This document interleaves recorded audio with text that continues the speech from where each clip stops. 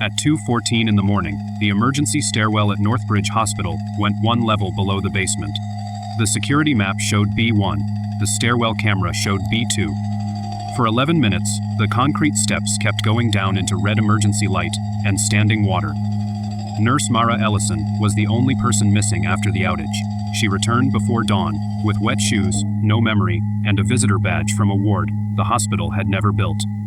Detective Calder Wren began with the ordinary explanation. Hospitals have service levels, sealed utility rooms, and maps that lag behind renovation. For a few hours, that explanation held. The basement door had old hinges.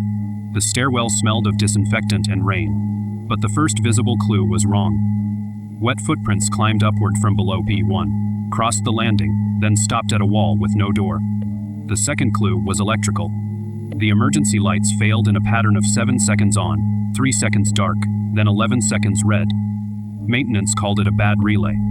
Wren found the same pattern in a surgical schedule from 1991. 7 minutes of prep, 3 minutes lost, 11 minutes unrecorded.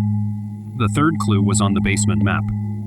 One stair landing had been drawn in a different ink, thin blue, as if someone added it after the paper had aged. The hospital director blamed an old disaster drill. Wren tested that theory by checking elevator pressure logs. During the outage, the elevators did not fall. They became lighter.